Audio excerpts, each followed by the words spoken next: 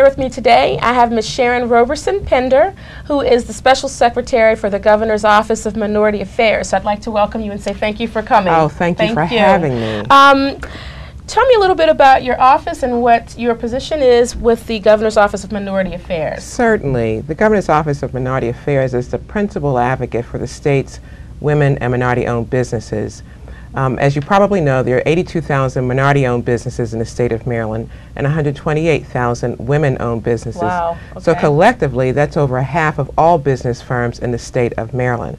So we act as the advocate and primary support for those businesses, and we also primarily act as the body that oversees the Minority Business Enterprise Program for the state of Maryland. I would say my major responsibility, Janice, is to help small business get contracts with the Maryland Department of Transportation. We procure over $1 billion, $1.5 billion a year. So my main job is to make contact with small businesses to help them understand more about the procurement process so they can be successful at winning contracts with MDOT.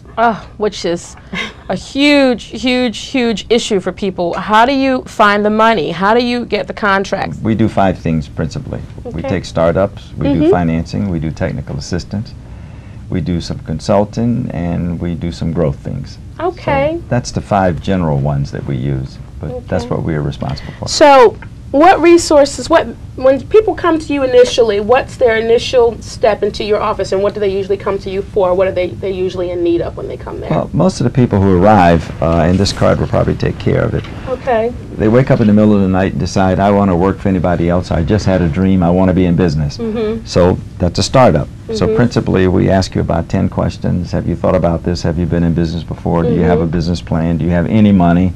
Is your dream going to meet reality? Things like that. But generally, that's the biggest thing we do. And the second most requested thing, of course, is money. Tell me a little bit about how you got started and how you can be a resource for small business. Well, we got started, I guess, the same way a lot of small businesses get started. By accident. Yeah, by accident. No, it's a thought, it's a hope, and you sit back, you have some self-talk, and you say, you know what, I probably can pull this thing off. Right. I can probably do this. And I talk about, to myself, I talked about sitting in the conference room and giving out great ideals and seeing those ideals go on and do a lot of profit. Other people making a lot of money from your ideas. Right. So you get to a point where you bang your head on the ceiling enough times, and you know what? You probably say, my head hurts. Yeah, it's time to do it for me. Right. It really is.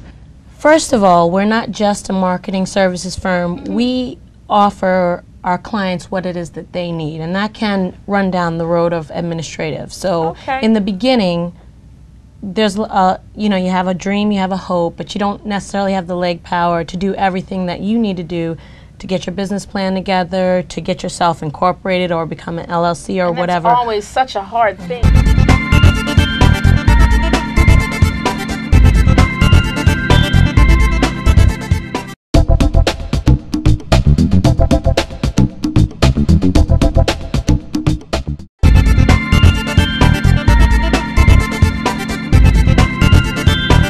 Me right now, I have Miss Erin Fuller. What is the mission of NABO?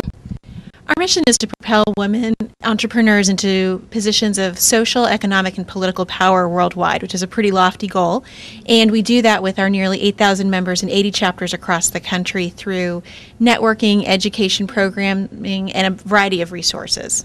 And here with me, I have Miss Edie Frazier, who is the President of Business Women's Network and Diversity Best Practices in our overall company public affairs group. And Janice, we're thrilled to be here today supporting Entrepreneur's Edge.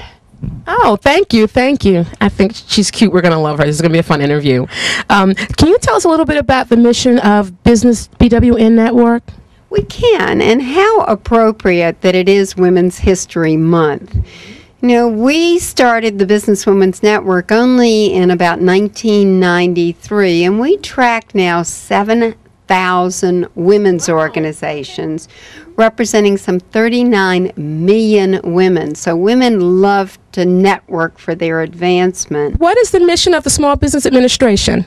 Well, you know, the mission really hasn't changed in 53 years. It's to aid, counsel, assist and protect all small businesses. And you know, there's 25 million small businesses in the United States, and we accomplish our mission through our programs, which are really capital access, entrepreneurial development, and government contracting.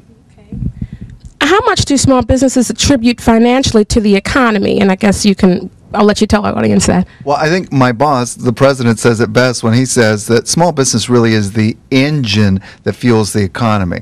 And you know, small businesses contribute now more than 52% of the gross output of the economy. It's the place that 3/4 of the net new jobs comes from. And a lot of times people don't realize it's the place that a lot of the new innovation and technology comes from. So we cannot do it without small business. We are at the Library of Congress, and we're with our final guest today, Susan Jolie from the National Women's History Museum. So I'd like to welcome Susan and say thank you for coming. Hello. Hello, how are you? Okay. Can you tell us what exactly is the National Women's History Museum? What is its purpose, and how did it get started? The museum was founded in 1996, and the first project was to move the suffrage statue from the basement of the Capitol up into the rotunda, where everyone today can see and learn about the women who brought the vote to us. We are in the process of developing a museum. We've identified a permanent museum site on Pennsylvania Avenue, and this is where we're going to hope that we can establish an institution where women, boys and girls, children can learn about their history, and it will serve as a basis for reaching out to the country and the world and telling the story of women's contributions to our society.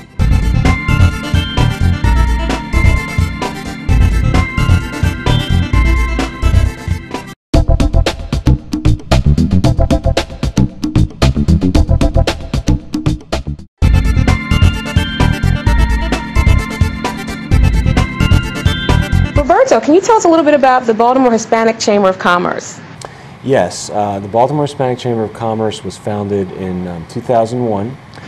It was an initiative put together by a group of Baltimore Hispanic business owners that felt the need to pull their resources together and unite to have a voice in the business community and the overall community. And starting with a handful of members, fewer than a dozen, back in 2001, we've grown to a point now in 2005 where we're over 175 members. Good, very good. Wonderful exposure. For instance, we get, with the larger corporations, there's procurement opportunities. Okay. They also want to have that opportunity to meet Hispanic businesses that are in our community and that have the opportunity to learn about the other businesses in the community, right? Absolutely. A little bit more about Mid-Atlantic Business Finance Company and how you got started, and you know what you do with the SBA 504 loan program. Well, I'd love to. We were formed in 1982, right after legislation was passed by Congress, and we provide SBA 504 for healthy, expanding companies in Maryland. Basically, the company is looking to purchase real estate, to buy land, put up new headquarters, to buy equipment in the process. And so we call SBA 504 the Program for Healthy Expanding Companies that need fixed asset financing, which is real estate and equipment. Okay. What makes this program any different from other programs that are currently under SBA? Well, the primary purpose is the job creation end, and it's really an economic development tool as opposed to a loan to a business. What we're looking for in the long run is for a business to expand and to hire.